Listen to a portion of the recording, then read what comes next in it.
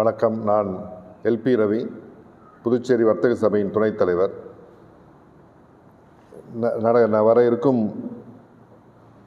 மத்திய பட்ஜெட், மத்திய அமைச்சர் அவர்கள் 8வது பட்ஜெட் தாக்கல் செய்ய இருக்கிறார். நிதியமைச்சர் நிர்மலா சீதாராமன் அவர்களுக்கு எங்களுடைய மனமார்ந்த நல்வாழ்த்துக்களை முதல் தெரிவித்துக் கொள்கின்றோம். முதல்ல இந்த ஜிஎஸ்டி பற்றி சில ஐயப்பாடுகள் இருக்குது. அதை நான் உங்கள்கிட்ட தெளிவாக சொல்ல விரும்புகிறோம். ஜிஎஸ்டியில் அதிகபட்ச டேக்ஸ் ரேட் 28% வச்சுருக்காங்க. அந்த 28% ரொம்ப அதிகமாக வர்த்தகர்கள் நினைக்கிறாங்க. வாங்கும்போது பொதுமக்களும் அது பெரிய சுமையாக நினைக்கிறாங்க. நிறைய பொருட்களுக்கு 28 இருக்குது. அதனால் ரேஷ்னலைஸ் பண்ணி 18% தான், 18% அதுதான் அதிகபட்ச ஜிஎஸ்டியாக இருக்கணுன்றத முதல் கோரிக்கையாக நாங்கள் இங்கே வைக்க விரும்புகிறோம். அடுத்தது எக்ஸம்ஷன் லிமிட். பாண்டிச்சேரியில் எக்ஸம்ஷன் லிமிட் 20 லட்சத்தில் தான் இப்போ இருக்குது. மற்ற மாநிலத்திலலாம் 40 லட்சத்தில் இருக்குது. அதே போல் பாண்டிச்சேரியிலையும் ஜிஎஸ்டிக்கான எக்ஸம்ஷன் லிமிட்டை 40 லட்சமாக தர வேண்டும் என்பதை கோரிக்கையாக வைக்கிறோம். சில பொருட்கள் மேலே ஜிஎஸ்டி தேவையாங்கிற கேள்வி பல நாட்களாக விவாதம் நடக்குது. சாப்பிட்ற பொருட்கள், ரைஸ், அரிசிக்கு 5% தராங்க. இது தேவையற்றது. இதை நீக்கணுங்கிற கோரிக்கையை வைக்கிறோம். ஹோட்டல் இண்டஸ்ட்ரியிலேருந்து எங்களுக்கு வந்திருக்கக்கூடிய ஒரு கிரீவன்சஸில் ஹோட்டல் வித் ரூம்ஸும் ரெஸ்டாரண்ட்டும் வச்சுருக்க இடத்துல 7500க்கு மேலே ரூம் வாடகை போனாக்க அந்த ரெஸ்டாரண்ட்டில் டேக்ஸ் அதிகமாக வாங்குகிறாங்க. அந்த நிலை மாற்றி ரெஸ்டாரண்ட்டில் வெறும் 5% மட்டுமே ஜிஎஸ்டியாக வசூல் செய்ய வேண்டும் என்ற கோரிக்கையை வைக்கிறோம். அது கடந்த ஜிஎஸ்டி கவுன்சிலில் கூட வச்சுருக்காங்க அந்த கோரிக்கையை. அப்போ நிதியமைச்சர் case to case basis decide பண்ணலான்னு சொல்கிறாங்க. அது நிறைய செயல் முறையில் நிறைய குழப்பங்கள் வரும். அதனால் ரெஸ்டாரண்ட்டுக்கு ஃப்ளாட்டாக 5% தான் நிர்ணயிக்கணும் அப்படிங்கிற ஒரு கோரிக்கை இங்கே வைக்கிறோம். அடுத்தது மெடிக்ளைம், இன்சூரன்ஸ். ரொம்ப மக்களுக்கு தேவையான மெடிக்ளைமில் கிட்டத்தட்ட 18% ஜிஎஸ்டி இருக்குது. அந்த ஜிஎஸ்டியை ரத்து செய்யணும். இது நடுத்தர மக்களை ரொம்ப பாதிக்குது. அதே போல் ஹாஸ்பிட்டல்ஸில் பெட்ஸுக்கெலாம் ஒரு ரேட்டில் ஜிஎஸ்டி வைக்கிறாங்க. இன்றைக்கி சிட்டியில் போனாக்க எந்த ஹாஸ்பிட்டல்லையுமே 5000 கீழெல்லாம் பெட்ஸே கிடையாது. அதையும் அவங்க கருத்தில் கொள்ள வேண்டும்.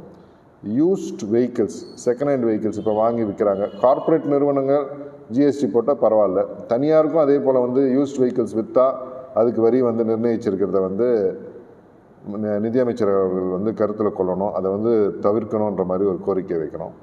வர்த்தகர்கள் ஜிஎஸ்டியில் இன்புட் கிரெடிட் எடுக்கிறாங்க. ஒரு பொருள் வாங்கும்போது அதுக்குரிய இன்புட் கிரெடிட் எடுக்கும்போது ஏதோ ஒரு காலத்தில் அந்த யார் சப்ளை பண்ணுறாங்களோ அவங்க இந்த டேக்ஸை கட்டலைன்னு சொன்னால் இந்த பொருளை கொள்முதல் பண்ணவங்க தான் கட்டணும் அப்படின்னு ஒரு சட்டத்தை கொண்டு வராங்க. இது ரொம்ப நியாயமற்றதாக தெரியுது. ஜிஎஸ்டி பதிவு பண்ணவர்கிட்ட தான் பொருளை வாங்கணும். ஜிஎஸ்டி ரெஜிஸ்ட்ரேஷன் அரசாங்கம் தான் தருது. அப்போ அதை கலெக்ட் பண்ணி சரியான நபரான்றதை கண்காணிக்க வேண்டியது அரசோட பொறுப்பு தான். இதை இதெல்லாம் சுற்றி பார்த்துக்கினே இருந்தால் வணிகம் பண்ணுறதே மிக மிக சிரமமாயிடும். இதை கருத்தில் கொள்ள வேண்டும்.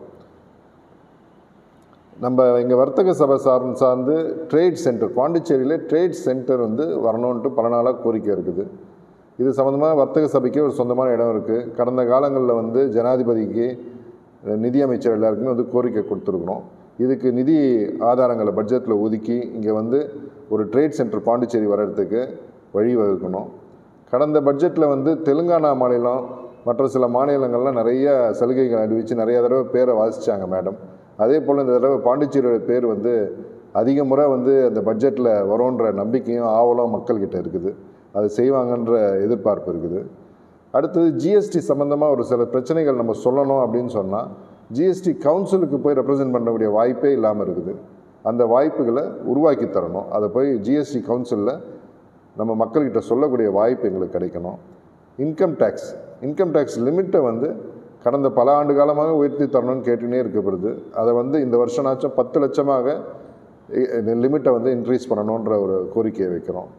பல திட்டங்கள் பாண்டிச்சேரிக்கு அறிவிக்கப்பட்டாலும் செயல்படுத்துறதுல நிறைய தாமதங்கள் ஏற்படுது. உதாரணத்துக்கு ஈசிஆரில் ரயில் திட்டம் அது இன்னும் பல ஆண்டுகளாக அப்படியே இருக்குது. அதை செயல்படுத்தினா பாண்டிச்சேரியுடைய வளர்ச்சி அதிகமாக இருக்கும்.